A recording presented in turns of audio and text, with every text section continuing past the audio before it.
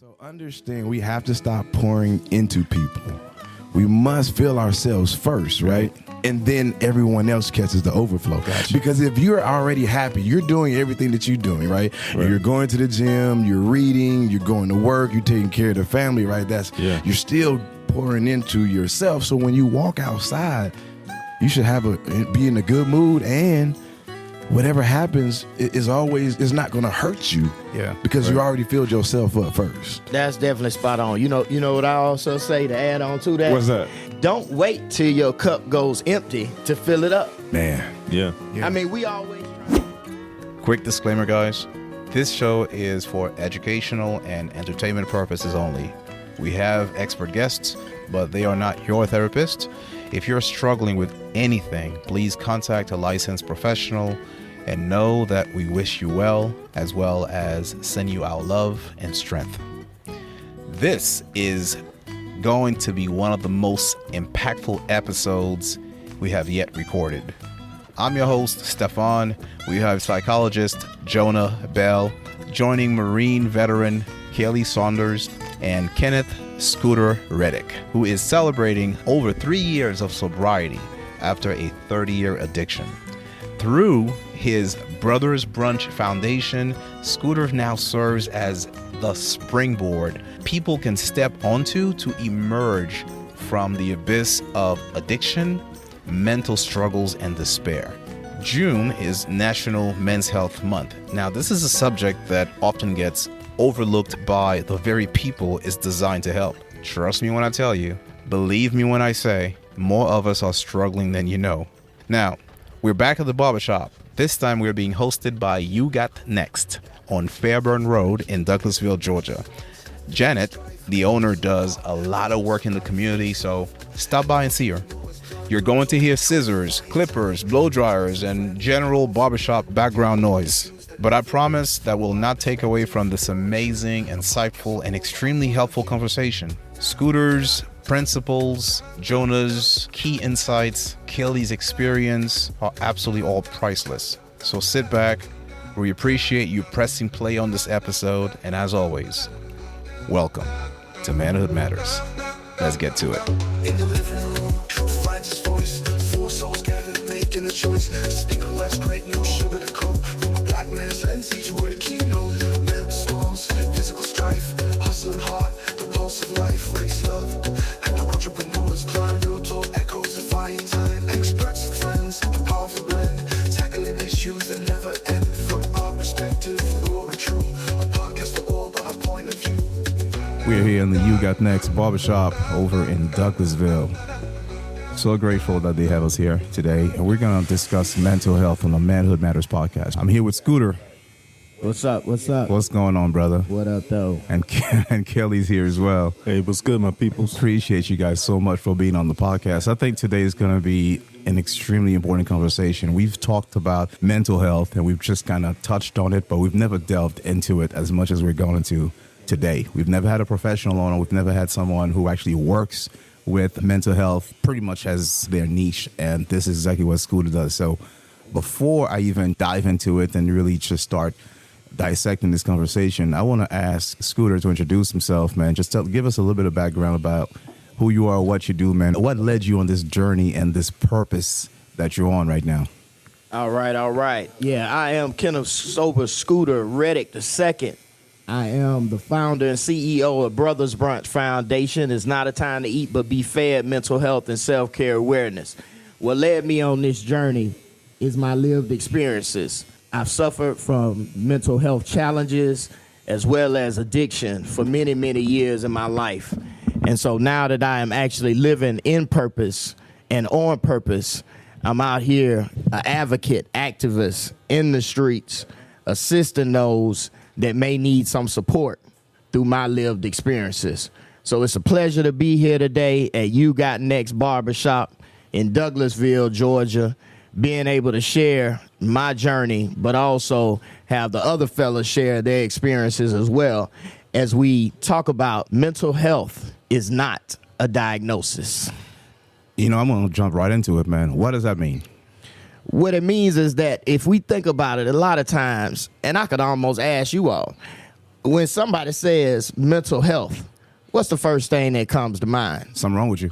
Exactly. Exactly. And that's the thing about it is that's kind of how we've been trained, and that's the stigma, especially in the black communities, is that mental health is something that's wrong. But the reality is that mental health is just like physical health. We have to make sure that we protect ourselves from becoming ill. And once we start to make that shift in that mindset of looking at mental health as not a diagnosis, but as a part of maintenance for our mental and life, then that's where we don't face as many mental health challenges. Because if you think about it, I was riding in this morning, I was thinking about it. You know, it's a lot easier to prevent an injury from happening than to repair from an injury. Yes, sir. And we have to look at it the same way with our minds. But we don't look at it that way. We take care of our bodies. We take care of our cars. We do maintenance on everything else but our mental. And that's most important. Because if we can't think straight, then we can't make the right decisions. And that's why I've learned on my journey, especially living in purpose, that I must be spirit-led and get out my mind. That's dope, man. So there's something you sent yesterday that I thought was really, really critical, because you talked about, when I think about mental health, right, the opposite of health is illness. Sick, yeah. So when I think mental health, you know, I go straight to these stigmas. In conversation with Scooter, well, he's mentioned if you got burned out, if you've got anxiety, all of these things, they kind of factor into mental health. And I never think of it that way. Yeah. You know, I am burned out. You know, I'll admit it. I am totally burned out. I got plenty of stress, and I don't think of it as being mentally unhealthy. I just think of it as like, that's part of life. I'm a man. I go to work. This is what I do. That's what I'm supposed to deal with. And I don't think about any of these other factors at all. And consequently, I end up not being my best self, the best version of myself. I can't show up and be there for my family the way I want to be. There's a portion of me that's there. There's a portion of me that's got, you know, some resentment. There's a portion of me that just deals with anger. I regress to my New York days of road rage. I brought that shit out here to Georgia. That's how it shows up, right? It shows up in very unhealthy ways. How about yourselves? I mean, Scooter's been working in the field, helping a lot of people. Mm-hmm. So when you hear mental health, what does it mean to you? What stands out, and what stigmas do you typically think of first? Well, I think of mental health as having mental stability and mental management. In my experience, dealing with a lot of stuff, just like you, Stefan, you're dealing with a lot as a man, right? So you take on everything everyone has, you're taking on the world, and you're not really thinking about managing your mental health. You know what I'm saying? Yeah. And when you're telling people like, hey, I'm working on my mental health, they automatically assume that, okay, something's wrong with him. You're broken. You're broken. Right. Yeah. You're crazy. He's suffering from major depression. But sometimes, you know, you had a bad day at work. How do you manage that? You don't want to take it out on your family. You don't want to take it out on your friends. So you have to find ways to manage your mental stability. Maybe I'm part of the problem in that sense, because a few years ago I would hear mental health and we got to get well and everything else. And my first thought was, this world's gotten so soft that everything is wrong with everybody. Everything's a nebulous word that we just overused. And I'm like, maybe nothing's wrong with you, man. You just need to get up and go to work, you know? Put less garbage in your body. That's what's affecting you.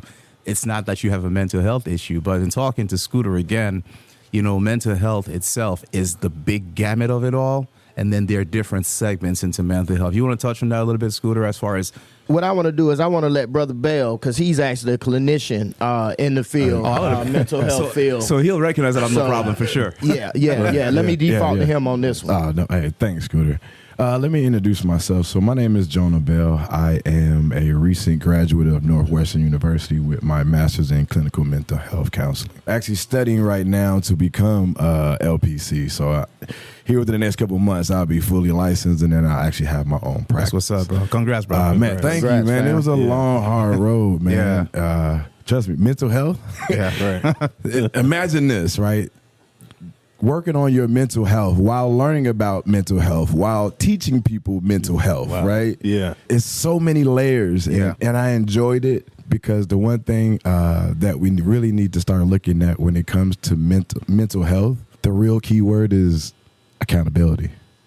Because if you actually start thinking about what issues and traumas that you have, you got to take accountability for them. Now, some of them may be for yourself, and some may be because someone hurt you as well.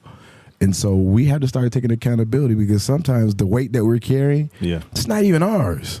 Like I said, once I got my degree, I started working in outpatient mental health, right? So I work with those who've been diagnosed with schizophrenia, bipolar 1 and 2, borderline personality disorder, autism, and also ADHD, right? Again, the first thing I started working with them is accountability. The second thing is their emotions. Steph talked about anger. So one thing that I do is I start teaching everybody the real definitions of the emotions that we have. And once you actually know the definition, cool. That's the first step. The second step is now let's acknowledge it, right? Yeah, you were upset and you cussed somebody out. But what were you really feeling in that moment? Were you feeling ashamed? Were you feeling guilty for something? Were you frustrated? And they were telling me this, and I'm like, doesn't this make a lot more sense, you having a conversation with me and telling me that you're frustrated, or you feel ashamed, or you feel disappointed in yourself? They're like, yeah. Now you're learning emotional intelligence. I like that. So first you identify it, because we all use these words. It's true. Yeah. I just thought about it just now. I mean, it clicked. There are words that we're using to describe an emotion, but is it the right description for what you're actually feeling at that moment? Yeah. So how do you help people decipher what's what? Because I'll just say I'm pissed off. Got you. And that's all I know. So here's the breakdown of this, right? We all have kids? Yes. Cool. So when your baby is born, right, and they start crying, we automatically know it's a couple things, right? They're hungry, they're wet, they're irritable, something like that. So they can't speak, so they cry. Yeah. So as an adult, if you upset and you mad and angry, what is that? Still no different than a kid. You just don't know the words. You're frustrated, but you don't know how to articulate the emotions that you're going through right now. Right. And so when we realize that if we talk to each other, again, like this space like here, if we talk more about our emotions, man, people will build a connection, and then we'll start building the Black community back. But until then, it's everyone for themselves. So do you find that there are, specifically with men in general, what you just described, it sounds almost a bit philosophical. I hear the truth in it, right?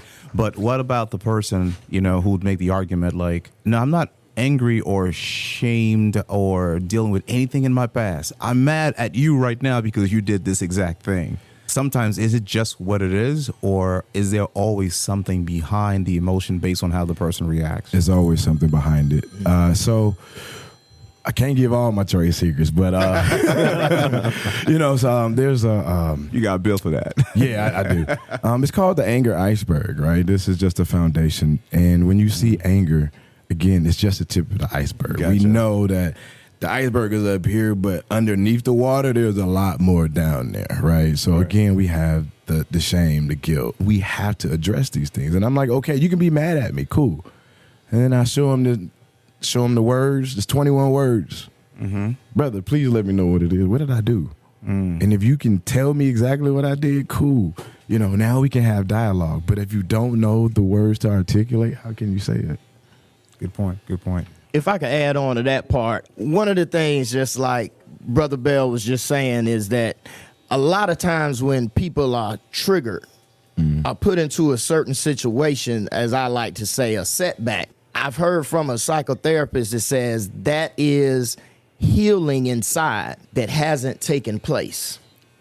Because if we've healed, that's like he talks about what's under that iceberg. Right. And that's where a lot of times we may get to the root, but until we truly get to the seed of what's causing us that reaction, then we're going to continue to have those mental health challenges.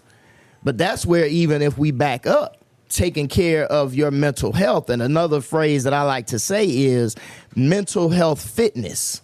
What are we doing for our mental health fitness? And part of that is that accountability, as well as that acknowledgement of any challenges that we may have. And the reality is that we all still suffer from grief. We all still have certain burnout, as you talked about with jobs, anxiety, and those sorts of things. But just because you have those things doesn't necessarily mean you have a mental illness. But it still takes our mental health fitness to make sure that when those things arise, that we don't get, as I call it, stuck. Because for me, as diagnosed bipolar depressed and was a 30-year alcoholic, if I don't do the work and continuously do the work on my healing journey, and I'm going to be honest, I fell short not too long ago, very recent, where I wasn't doing the work that I needed to do for my mental health, and I started feeling stuck again. So I had to get back to those things that kept me well. It's kind of like going to the gym. You know, you're going to work out to be stronger. But if you stop going, you might lose some of your strength. Yeah. And when that next blow hits you, or somebody comes up and they, come on, man, tighten up, and they grab you, you can't handle them the same way. Right. So what you got to do, you got to make sure you go back into the gym. But then my other thing is, if that's what's working for us, why do we stop? Well, I pull from that is being consistent in your mental management, being accountable for your actions. But my thing is like mental health shouldn't stop when you got over a anger spout with your wife or something went wrong at work. I'm trying to paint a picture of you can't stop loving on yourself. You can't stop providing that space of peace for yourself, because when that stops, then everything else crumbles on top of you. Yeah. So when you're pushing through, like, let's say something going on at work, and it's like, damn, I'm going through all this shit. It's been 2 weeks. I've been getting task over task, and it's building up. And then I get a sense of relief, and I'm like, okay, I'm done, right? But it shouldn't be that. You should create healthy habits for yourself to continue your mental stability journey, because just like what Scooter said, if you go to the gym and you're working out, and you get the results and then you stop going, Results go away. the results go away. You know what I'm saying? So you have to consistently build healthy habits to maintain your mental health. To help you brothers out, this is especially with burnout. I had to realize that, because me and my family, we are giving people. And I had to realize that I had to stop pouring into people. Now, hear me out when I say that, right? And you're like, wait a minute. I'm always supposed to pour into people. Yeah, and this is clinician talking here. But listen, here's how you actually supposed to do this. We got to stop pouring into people and understanding that when you understand that you have boundaries and things of that nature, people are supposed to catch the overflow. See, people are not filling themselves up first. Okay. Right. If I'm happy, that was deep. Say that again. I don't think it took me a second to catch it. Listen, so understand, we have to stop pouring into people. We must fill ourselves first, right? And then everyone else catches the overflow. Gotcha. Because if you're already happy, you're doing everything that you're doing, right? You're going to the gym, you're reading, you're going to work, you're taking care of the family, right? You're still pouring into yourself. So when you walk outside, you should be in a good mood, and whatever happens is not going to hurt you. Yeah, because you already filled yourself up first. That makes sense. That makes sense. No, that's definitely spot on. You know what I also say to add on to that? What's that? Don't wait till your cup goes empty to fill it up. Man. Yeah. I mean, we always trying to refill, say my cup empty, I got to refill. No, we should be refilling. Right. That's that mental health fitness. And that part is your choice. That part is your choice. Yes. Yeah. All right, so I got a question. I'm a layman, and I'm going to ask for a lot of people. First, I want to touch on what you said a little earlier, Scooter, man. Congrats, man, for everything you've overcome, everything you've gone through, brother. Thank you. That's extremely commendable, and people listening to this, that's an example. But the other thing is, I hear physical fitness. I understand that. Do some push-ups, do some sit-ups. I get it. Makes sense. I can maintain that 4 or 5 days a week. Mental health or mental fitness, as labeled by Scooter here. What does that mean? What is doing the work every day mean? What does that look like? I can't wake up and do mental push-ups. So what does that mentally look like to me? Man, therapy, counseling, right? Because there's some real deep conversations that have to be had. So should everybody be on some kind of counseling and therapy? Can I be 100% honest? Please. For real? Yeah, absolutely. Cool. Everybody has a diagnosis. Can we really go here? Everybody has a diagnosis, right? it's either you know what your diagnosis is because you've been assessed and you know it, or you go undiagnosed, right? But when you come see a therapist, guess what the first thing we do? Figure it out and give you a diagnosis. Everybody has one. Yeah. But the thing is, most people don't know how to point it out. Now, especially when we talk about autism, right? Boy, I can really go into this. Yeah. But we have a lot of autistic people that are high-functioning autistic people who are the geniuses. And one of my businesses is, you are brilliant, telling young black boys and girls, right, that they're brilliant. But they don't know it because guess what? Their families don't know what brilliancy looks like. However, if you can understand that if somebody is a DJ, if you break down what a DJ does in the moment, in the surroundings, you're like, it's a special type of person, right? You got two turntables. Yeah. So you're using your left and your right brain, and you're using your left and your right hand. Sometimes you're using your feet. You're using your brain as your metrodome, right? Right. Cool. You got to think ahead of what you're about to mix, yeah. You like merging these things, these different components of life really make us who we really are. And understanding that if you look at Robert Kennedy, he wants this autism registry, right? Right. It's for a reason, people. It's for a reason. So I don't watch the news enough, so I have no clue what you're talking about here. So yeah, right now Robert Kennedy is trying to get a national autism registry. So those who are already diagnosed with autism, of course, the states have those. Again, me working in the state-funded and nonprofit, so he would get that information. Said this person here has autism. This person here has autism. Yeah, sure. If you understand autism and how to work within it, and how it is a superpower. Yeah, interesting. Hey man, trust me. Hey, you can look for me on oakandgray.com, and I can help you point those things out. Wow, nice. Let me tell you from a peer perspective, even though we all peers, because like he said, everybody got something going on. Yes, we do. Right. For me, my mental health fitness includes, number one, sleeping. I got to make sure if I don't sleep, I'm not going to function. I'm going to be agitated. Number two is breathing intentionally, not just when I'm upset, to get the oxygen flowing to my brain. Okay. Number three is meditation. I got to receive my instructions through the spirit and get out my head. So meditation, and meditation doesn't have to look like me sitting the Indian style. Meditation for me is at night, every night, listening to meditation frequencies as I'm sleeping to calm my mind. Yeah. Okay. Number four is exercise and activity. You ain't going to find me in no gym, but you might find me at yoga.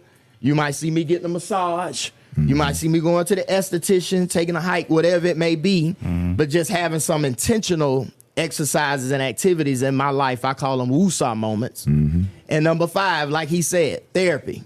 Yeah. Therapy is therapeutic, not problematic. Once we start realizing that therapy is our mental health life coach. Yeah. And even if it's not a therapist, if it's a peer coach, if it's a peer group, just something that keeps you focused on your mental health, keeps something positive being fed.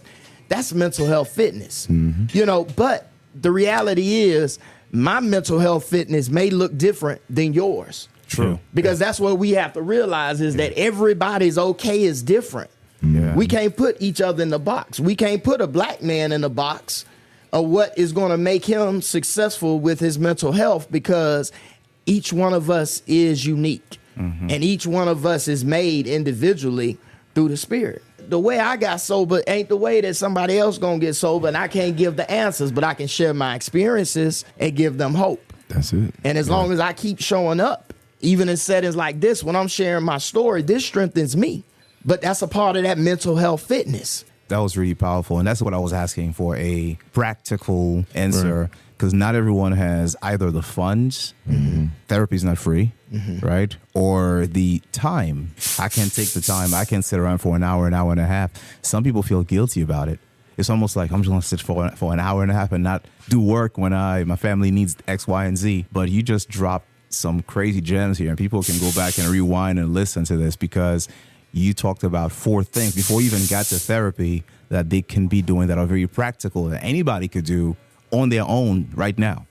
I got to push back just a little bit on that time thing. Go ahead. I know it's coming. Because we all make time for what we want. Yeah. But we don't make time for ourselves, for what we need. Okay. And as you talk about the professional that's working, guess what? We got benefits. Mm-hmm. Everybody's benefits may look differently, but our health insurance as benefits is not like car insurance. We don't save that for emergencies. Nope. We supposed to use that so that we can be healthy and maintained. Right. So one of the things that I was doing when I was working as a pharmaceutical rep for 25 years, I looked into my benefits. Therapy is a part of your benefits. Sometimes they give you extra benefits on top of that. Mm-hmm. That's a medical appointment. Just like you got to go to the doctor, just like you got to go to the dentist. Mm-hmm. Massage, chiropractor, physical therapy. Mm-hmm. Check your benefits, because what I would do is I would put it on the calendar just like it was a medical appointment. Then it's not looking like I don't have time to do it. It's a necessity to do it. But it goes back to that accountability. I took my mental health seriously, and I realized what I needed to do the work to help me stay well. Mm-hmm. And nobody else couldn't do that for me. That goes back to pouring into others before you pour into yourself. And one of my good brothers shared with me one time, and I always carry this with me, about putting my oxygen mask on first. Mm-hmm. Yeah. Even on the airplane, they say before you even put your kids' oxygen mask on, put your oxygen mask on first. Yeah. I still have to check myself on that. Yeah. Checking myself is part of mental health fitness as well. Yeah. I challenge you brothers, right? This is one thing that I work with clients, and it's an actual time study. You can go out on Google and print it out. It'll basically break everything down daily, hourly. If you actually go in and start putting your time slots for when you get up, when you got to leave out of the house, when you get to work, what time you get off work, that time from the time you get off work to the time that you go to bed, how are you really fulfilling your time? Because you have time, right. We're just not using it at its maximum peak. And so if you really do a time study about your actual day and how you go about your week, you'll find out that you have a lot more time than you really think. But if you go ahead and do the sleep study and get your schedule knocked out, you'll become very proficient. Can I add to that? Yeah. This goes out to all of my veterans out there in the military, right? Marine Corps in specific. Before we went on missions, before we went in training, we always sat down in a room. We had a whiteboard of what's on that mission, laid it out. And in the military, we always had health benefits. So, if you go into med call or, hey, something mentally wrong, you're going to get evaluated, that type of thing. But when you get out, no one's telling you to do X, Y, and Z. Yep. And for the longest, I was used to that structured. And when I got out, that just crumbled. It stopped. So now I was getting more angry. I was just getting more depressed and all this other stuff. And of course, I had to go see someone. So I went to the VA and got a counselor, and it was like, yeah, you're suffering from major depression and anxiety. Have you ever thought about that? And I was like, nah. So it got deeper into, my childhood and all this other stuff. But today I use my whole wall as my schedule. And like what you was talking about, that time study, I always do every day a time study. What tasks do I need to get done today? My family needs me after work. So I have to get these specific things, priorities done before I can be off. Mm-hmm. That takes all of the pressure off of me. If you can visually see everything laid out and not try to keep everything in your mind, I feel like that is a great benefit to practice good mental health management. Yeah, because when you miss something and you remember it later on and you're like, damn, I didn't take care of this. And then you're beating up on yourself. Yeah, and it piles up. Yeah. And I got to take better care of myself. And I'm telling you, because I fail myself every single day. Some of you just mentioned a little while ago, I remember as a sales manager, right? I was doing this for a long time. I would train my team and I would tell them there's 168 hours in a week. So what we did is we basically broke it down. 40 hours for work, right? And we even went to 60. Then you take a couple hours to eat, grooming, take care of yourself and things like that. Some time with family, dinner time, leisure time. And we still left a whole bunch of hours that were just wide open. Yeah. And what I would get onto them about is, obviously at the time I wasn't thinking mental health. I was like, this is when you become better. This is when you train. This is when you do your role play and you go back and forth and go through your books for self-development and things like that. But you're right. We have the time. We just need to prioritize this in a way. And to your point, just put it on the calendar. Yeah. because I'll go through so many days when I'm just like, in my head, I have to call this client, edit the podcast. It just piles up and piles up and piles up, and it compounds to, by the end of the week, you're like, you're if lost. I can just erase everything and start over Right. and not feel like a failure, I would. Yeah, I mean, you, again, making these small adjustments, you'll really figure out that you have a lot more time for your family as well. Exactly. Right? You can be more intentional with date night, right? So you can go home tomorrow. Baby, guess what? We need to come out with a date. What day or how many times we're going to meet for dinner every week. Right. Put it on the books. Leave it there. Not, but First see that, priority. That, Fucking up. and see, but yeah, I get it. You know, Hey, I've it's been there too, accountability, right? man. Yeah, Accountability. it's accountability, right? But think about it. If you say to your wife or significant other, "Hey, guess what? Every other Tuesday at 7:00, you need to be dressed right here." Now, if you decide to go out and do something else outside of our date night, there's going to be a penalty. Yeah. But you guys get to have fun with stuff like that, right? Come up with the penalty is, somebody got to cook breakfast or whatever it may be, but make it fun. Yeah, But you got to be intentional with those date night times for yourself, your wife, the kids. Again, I say for yourself, the wife, and the kids. For yourself. Yeah. For yourself. Yeah. This goes back into making sure you pour into yourself so that your family and everyone else catches the overflow. Right. I got a question for you guys. So, and I know this is not a therapy session, but how do you deal with as men, we definitely face being inadequate because there are things that we want to do, there are things that we want to accomplish, and we never feel it's enough. Are there certain mental exercises, affirmations, or different ways of approaching things where you can stop feeling less than? Because I just kind of feel that I'm not doing enough, or whatever I'm doing is just not working out. Great question. I was just talking to a 27-year-old yesterday, and he's, used to be a football player, and he stopped playing football, and he's trying to find himself. And he wants to date, and I'm like, dude, you need to find yourself. So to answer your question, you got to know your purpose. Boy, look here. You See, took them words out of my mouth. Listen, your purpose drives you to where you're going. For the single people that may be listening to, especially the single men, the only way most women are going to follow you is if you have a purpose. We can go back to the Bible. Adam had a purpose, right? Job had a purpose. Jesus had a purpose. They walked their purpose. Right. Most of us are walking this world lost in the wilderness. So the first thing I would say is find your purpose. Know the direction that you're going into, because there's going to be some anxiety.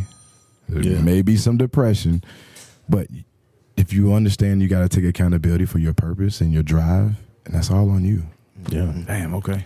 Find your passion. Yeah. Your passion is this podcast, man, because you were in podcast for what 6-7 months? This is month number 6. So you've been doing very well. Like What? you went from 0 to 100 real quick, listening to your shows. I'm like, man, and you say you was, kind of struggling with public speaking, but your speaking is just like off the charts. Appreciate like I'm it. trying to get back to a better public speaker when I was in the Marine Corps talking to Marines and stuff like that. But I think this concentrating on your passion, the passion is consistent because you'll never get tired of doing it. And next thing you know, you found your purpose. Your purpose is to preach to these young black people. You're not alone. You can do it. Giving them words of affirmation. Your show is like that beacon that people can come to find guidance in their life. So if you feel like, hey, I feel like I'm not doing enough, look where you are right now. Yeah. You know what I'm saying? So be thankful for the time that you have on this earth in this present moment. Appreciate that, Kelley. Real quick, and then you can have school. Okay, no. I just want to say the same thing. Like the very first time being a musician, Right. when I heard the last podcast, when LaDre sent it to me, I was like, yo, this man's audio is clean, Joe. Like, because I do the audio at my church, and it's funny because I'm like, my audio is perfect, yours is. You got to understand that because your pitch is the way that it is, which meaning that the word is getting out in the purity that it's supposed to get into. Appreciate that. Thank you. Yeah. I was just going to say one of my other favorite phrases is, my purpose is my peace. You might disrupt me for the moment, but you're not going to disrupt my peace. So when you talk about those challenges and understanding and not feeling enough, we've been trained mind, body, spirit. Why in the world do we put the spirit at the end? I don't know. Go ahead. You here. We going to talk about it. Go ahead. But the thing about it is that when I talk about that meditation, okay, and being spirit led, then that eases my mind through all the frustrations. And it helps me to make the decisions that are aligned with my purpose, with my body. And so I think as we talk about a lot of these things around mental health versus mental illness, programming versus reprogramming, we can even go to conscious versus unconscious. Yeah. But either way, the thing about it is that once we get out of our heads, have that accountability as we talked about, and understanding that, you know what, and then also understanding, are the things that I'm thinking that I want or that are for me, is that more of an external want versus an internal need? Because, I know people that have done well, and I'm going to use catering, for example. All right, cook. I'm not a caterer, but they'll be great caterers, and then they want a restaurant. But then the restaurant doesn't go the way they want it to. And then I have to remind them, do you remember the special touch that you used to give families and people as being a caterer? We all have a special gift, and that's our purpose. Yes, sir. And when we understand what our gift is, I won't say all frustrations go away, but I'd say the majority of them have gone away for me, just because I've understood my purpose greater. Yeah. Scooter, I want to go back to when we talk about this mind, body, and, it is the soul, the spirit, and the mind and the body. See, people want to separate this. And of course, in the Bible, we'll go here. I give it to you. It's 1 Thessalonians 5:23, which is one of my, scriptures that I use. Do I know it verbatim? I don't. Not going to lie to you, because I got too much other stuff, right? Because I'm not a Bible thumper like that. But people have to understand, we believe that the soul, we need to go to church for the soul. That's wrong. There's a word in Greek, as psi, which is soul, right? Which is the root word for psychology. So how can we put something, especially with the church, that's in your spirit? See, your mind and your spirit are one, right? Just like I can say these things are out loud, but I can also close my mouth and still say the same things in my head. Yeah. So your mind and your spirit are one. When you really start understanding that they are one, and your soul is the counseling, and then you working on your body, if you're doing those three things at least 3 or 4 times a day, you're talking about, it says it, you will find peace until Jesus comes. It says it's in there. Your mind and your spirit are one. Your body and your soul. That's powerful stuff. So my son's 13, and I just started taking him to the gym. So this is more or less his way of life for the rest of his life, because like we talked about, you don't use it, you lose it, right? So he's going to keep it up, hopefully, right? So how early should I start his mental fitness? You know what I mean? Like, you have these teenagers, they go through things. What I've always said, they just being teenagers, and they are looking for themselves. But how early do we intervene and say, he or she needs this? I'm just going to tell you from personal experience. My son is already proactively in therapy, and he's been in therapy for over a year, and he's 8 years old. Okay. For 2 reasons. Number one, that's his life coach. Also, that's my coach as a parent. I'm generations removed from my son. What happens is we as parents think we know what's best, but then we're still parenting out of trauma. Yeah. And I jokingly said, but I'm serious. I said, we all have PTSD. It's called parenting. Because our parents only talk. Our parents only parent what they know, and that's of the past. Yeah. So now when my son wants to do something, I could say, let's ask your therapist. And my son loves to go to his therapist, but the key thing to that is it's already broken the stigma.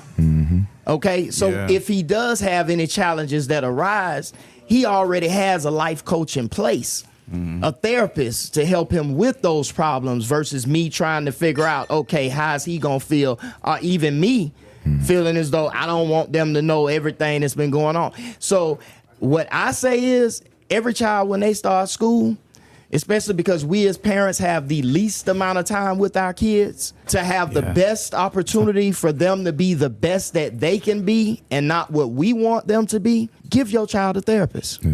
Yeah, it depends. Again, it depends on, the child and how they're moving, right?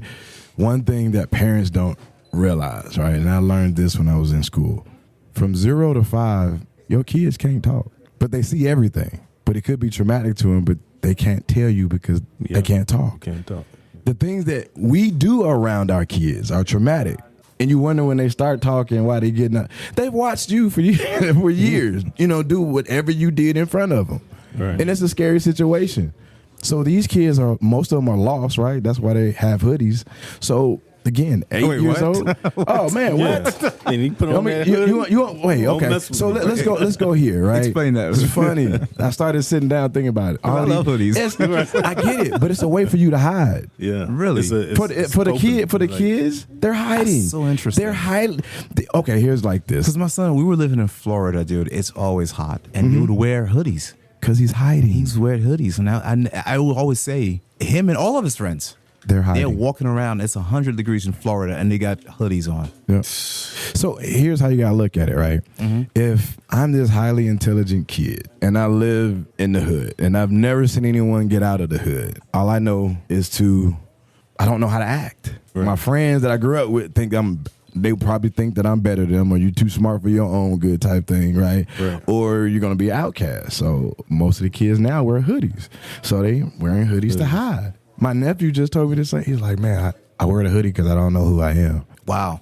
They have locks. Yeah. Because they can hide underneath them. That's a lot of self-awareness for a young man because, I just thought it was just style is something they did, early on and eventually grew out of it. Yeah. Although I still wear hoodies again, Yeah, I get it. It's comfortable for us too. Hey, sometimes I hide. We got beards. Our beards are hiding, really serious. Yeah. Most men didn't get attention until, hey, I like beards. I like salt and pepper beards. So now I'm put the beard on and I'm out here. You know what I'm saying? But it's really not you. You know what I'm saying? I was sexy either way, bro. Thing. Huh? I was sexy either way, bro. But yeah, they're hiding, man. Yeah. And it's sad because we sit back and we talk about them like they out here. It's 90 degrees, but they're hiding. We hid at one point in time. Yeah. Yeah. So 8 years old, for me as a therapist, that's too young for me to work with. I work with adolescents. So once you get about 12, 13 years old, now we can sit down and talk. Now I can see and ask you questions about what your future looks like. Right. It seems to me that this particular generation of 10 to 18 years old, I feel like they're from a different planet, because my kids, they range in age where I was able to connect to the older ones more than I can connect to my younger ones, right? What advice would you give to a parent within the realm of mental health to better connect and not just judge them? Because I would criticize. I would think in my head, what the hell's wrong with you guys? The way you act, the way you move, they seem to be in dreamland. I'll tell my son, man, take your head out of the clouds.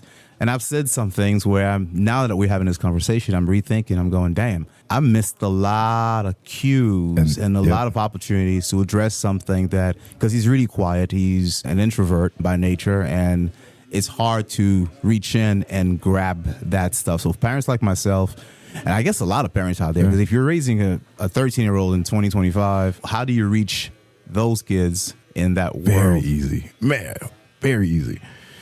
I ask them about, like you said, social media. How much social media are you on? 5 hours, 6 hours a day, somewhere around there, right? It's about to be summertime. Right. We talked about purpose, right? How can you sit down? And this is me as an adult. I have a 19-year-old. Well, she'll be 19 in August, right? I say, how can you watch somebody's purpose on social media and you even thought about yours? Yeah. You're giving somebody all this energy and you ain't even thought about yourself. Right. I ask him again, how old do you want to live? If it was up to you, the average man lives about 72, 75. Let's think about 65 in today's day. When you get 65, did you put the work in? See, we don't never think about the end. That's where the anxiety comes from. We see the end. Did you do the work to get what you wanted so that you can have the life that you wanted to live? If you haven't thought about that and got there, we got some work to do. What's a practical approach? Because I don't want to come off as lecturing. Sit down and talk to him. He's you. How would you talk to your younger? See, and this goes back into the healing part. Some of us need to have conversation with our younger selves to heal so that it can fit the broken adult in you and you can start moving. Right. So just sit down and talk to them. Have a open conversation. The thing that give them what you didn't get. The thing that most of us as men, we won't get, right? The stories from if we grew up in a single parent household, you're only going to get one side of the story most times, right? You know what I'm saying? And then if your parent is not here, right, now you definitely can't get that story. And so it's a lot of men and women out here that are stuck because there are conversations that need to be had and they can't. Just be open with them. Yeah. You want them to talk. I'm telling you, if you don't have that conversation now and start building it, when you put them in therapy, I tell all my parents, they're coming to talk to you. And if they're coming to talk to you, please be open. Because if you shut them down, then you're going to lose them to me. And I don't want that. Mm-hmm. You know what I'm saying? Because now that I already got 30, 40, 50, 60, 100 clients that I'm dealing with, when all you had to do is take the accountability and say, you know what? I need to talk to my son. Son, how can I help you? Yeah. That's super strong. Super strong.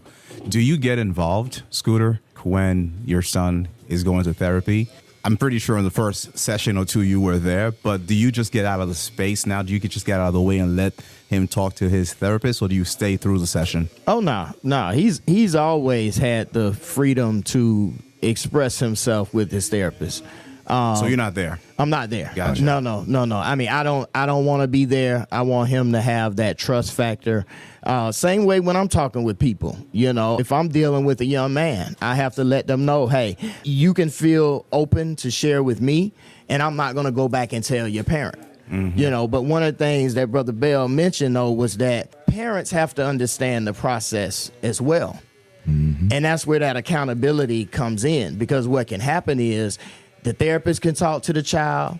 I could talk to the parent of the child, but if the parent still goes back into the same environment and there's no change, then everything is falling on deaf ears. Yeah. And that's why I say, for me, having him proactively, but then also that accountability of what is in me or what was in me that can be in my child. Because what I see is when we look at these intergenerational traumas, we look at, a lot of times we talk about the external behaviors, but what's being birthed into our children. And if we have generations and generations of unbirthed trauma, that's one of the reasons why my son is proactively in therapy, because I'm bipolar, 30-year alcoholic. I don't want to be reactive. And if there are things that we know about ourselves, especially that weren't healed before we gave birth, that's our seed. We want to jump up and say, that's my seed, but do we really think about what's in that seed? What's in that seed? And that's why I tell parents, you can't cuss, fuss, or beat you out your child. Ooh. Say that again. Wait, hold on. Say that again. You can't cuss, fuss. For the people in the back, you can't cuss, fuss, or beat you out your child. It's birthed into them. Yeah. So we have to give them the tools. When we talk about what we didn't have, I grew up with both parents. I grew up very privileged. But there were some other adverse childhood experiences that happened that molded my mind through my life. Yeah. And when people ask me, well, what could your parents have done differently? I say the only thing they could have possibly done was get me a therapist. Yeah. Because that, like you say, there's some things that we do miss. Some things that we want to miss in our kids because we see it. But then we try to handle it our way. And it's time to let go of some of this. Our way. Our way. Exactly. What's crazy, my parents, there are 4 children, 3 boys, 1 girl. And I see my father in all of us. My father had a lot of mental issues. We had not talked in a long time, all the way through his death. And that was due to a lot of the way he handled things. And it affected me greatly. I would watch myself at times and recognize something that's broken, and I'd be like, that's my dad. And I'd see it. It's not clinically diagnosed because I haven't been to a therapist to get it clinically diagnosed, but I'm smart enough to know what it is. So I'll go, it's a kind of accountability. I'm like, I know this, and I've heard the term, so I'm like, I recognize this. So what I'm having to do is, outside of therapy for now, I'm not going to let it win. So this is how I'm going to deal with it, because I saw what it did to my dad and I saw how it affected his family. So I try to have a holistic approach. I go back to my spirit. I try to be higher than that. I see my 2 brothers and I see what they deal with. If you want to piss my brother off, tell him he's acting like his dad. Tell him now he'll want to fight you, man. That's not me, man. I'm like, you're doing the angry thing right now. You're pissed off. You want to fight? You got this Napoleon complex. Strong. Yeah, man. I'm telling you. I'm like, and I see it, and he'll fight anybody. I'm like, dude, like that's the thing. when you think about your therapist and finding a therapist, it's a relationship. It's almost like dating your counselor. Like, you really have to. Because that person is going to give you the advice, and it may be unfiltered. You have to trust them. Because when you bring something to your counselor, you want them to put you in the right direction. And so make sure that person, you get along with them, because they're going to be along your ride. They're not your best friend. They're not your person that you call your cousin or aunties or something like that. Mm-hmm. This person, 100% has your best interest at heart, and they're going to help you get there. But you got to take the accountability, because as therapists, our job is to not work harder than you. Okay. That's good. Okay. All right, so we got Ash, one of the barbers over here, man. Go ahead, Ash. What's your question, brother? Okay, I had a question real quick about what y'all were talking about is basically doing preventative maintenance. Say you got a situation. You don't basically wait until the situation arises. You do preventative maintenance to keep yourself from going to a place like where you used to go mentally. What are some of the tools that you can use to help you to check to see where you are? That's a question for one of those two guys right here. And I'm not trying to get a therapy session without paying, nothing like that. But it just sparked in my brain, so I wanted to at least ask. Appreciate your question, brother. Yeah, that's a good question. Okay, the best thing to do, you have to find your structure and what your purpose is, right? You're doing positive things, or you're growing your business. That's in the positive light in your life, right? So move towards there, but you got to plan it. We can't keep doing this. I'm a free spirit. Free spirit don't get too far in life. I don't think there's been a millionaire out here that has no structure. They don't have a goal. So you start finding your structure. We talked about it a little bit earlier with the time study, right? Really look at how you are really spending every single hour of your day. From the time that you wake up to the time that you go to bed. And look at the times where you're not doing anything, where you can be a lot more productive. I don't know, you can be selling merch. You can be, expanding out however you want to. Maybe going back to school or something like that. Figure that out, but you got to make the time and the space for it.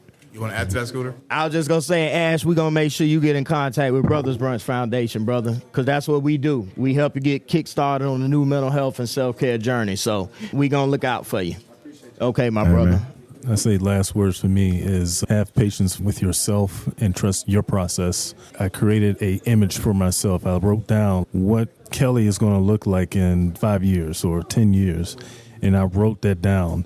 Stick to that process. It's not going to be overnight. You're not going to see six-pack abs overnight. You're not going to see, big biceps overnight. You're going to have to stick to your process. And what Ash was talking about, when you get knocked off course, how do you get back on course? Just remember your goal, your purpose, and keep it rolling. Scooter. I guess I'll close us out. I want everybody to understand that this mental health fitness journey is a holistic approach with a W. It's just like a pie. If you take out one piece, it's not whole anymore. So we got to make sure that we doing the work. We talked about therapy. We talked about meditation. We talked about sleep. And I think one of the key things we talked about is accountability overall. Correct. And purpose. Before we close out, I want to leave y'all with a few steps that might be helpful for you to take. And if anybody needs me to send this to them, I definitely will. Number one, choose one self-care practice to start this week. As we talked about, we all have time. Yep. We just got to take it for ourselves. Number two, find an accountability brother or partner to check in with. We all need somebody that's an accountability partner, but I'll tell you, the best accountability partner is a therapist. I ain't gonna lie. Yeah. Schedule a therapy, a peer support session. Even if you don't go to therapy, we got Brothers Brunch Foundation. We got other organizations around Metro ATL and right here in Douglasville that we can tap into to continuously get some support. Write down one thing you're healing from. Getting to the seed of what has been causing us the most pain, which also causes us the reactions that we may not want to have. Share this conversation with somebody else. Y'all might not realize it, but me coming in, having these conversations and talking on these podcasts and different things, this is healing for me. Mm-hmm. The more we talk about it, the more we're not suffering in silence. And that's what happens is we suffer in silence so much. And last but not least, just set a realistic mental health goal that you can track. If it's having that list of those things and wondering when you're off so that you can get back on track, if it's making sure that you're doing your therapy once a month, and if you miss it, you know you're not on track. If it's going to the gym, whatever it may be, anything that can help you with your mental health, please make sure, let's take the actions, set the goals, and let's be successful on our mental health and self-care journeys. That's what's up. That's awesome. Kelley, how do they find you, brother? So you can follow me on IG, Kelley W. Saunders. And then also, I have a nonprofit called ETS, Elevate Transitioning Service Members. If you're a veteran and you're looking to transition out of service or you need a support group, we're partnered with the Veteran Support Group. This organization helps veterans obtain their disability benefits for free. So you can find me at oakandgray.com. That is my life coaching at the moment. And you also can find me on Instagram is iam.mr, that's MR. Mr. Make It Make Sense. That's I am cut and dry, right? So I'm going to make it make sense. So I am Mr. Make It Make Sense. That's what's up, man. Scooter, how do they find you, your organization? Tell us about it. All right. You can find me at Brothers Brunch Foundation, Inc. on Instagram and Facebook. Hey, you can Google it. Also, Kenneth Sober Scooter Reddick, the second peer mental health coach platform. As my 8-year-old told me one day, Daddy, give me your phone. And he Googled my name and everything popped right up. So it's always easy does it. That's what's up, man. Nice. Janet, thank you for hosting us today. We're at U Got Next, Douglasville, Fairburn Road. Hey, she is about it in the community. She has a barber academy that's up and coming. She has the junior barbers. We go out into the street sometimes. She gets the junior barbers to cut hair to the homeless downtown Atlanta. And then I follow along and have a little mental health conversations every now and then. So we appreciate you for hosting us today. Yes, thank you. And much love to you. Now, the way we traditionally end the show is we flip a coin in the very beginning, and whoever loses has to read the outro while doing an impersonation of whoever the hell you choose. So, who are you going to be? I'm going to be Iron Mike Tyson. Iron Mike Tyson. Iron Mike Tyson. So Ladre jumped in at the last second to save the day, and he's going to be Iron Mike Tyson. Let's get it, brother. Ready? Yeah. Yeah. Please support us by following this show. Leave us a 5-star review on Apple Podcasts. Thank you so much for listening. We'll catch you next week when we share conversations surrounding real issues we deal with every day. Mayhem Matters, we're out. Yeah, baby. Man, that was dead on. I thought you was doing an impersonation. How did you embody the spirit of Mike Tyson? This man's talking about, I thought we were supposed to be doing that impersonation. From our perspective, or true. A podcast for all, but our point of view. Da da da da da da da da da da da da da da da da da da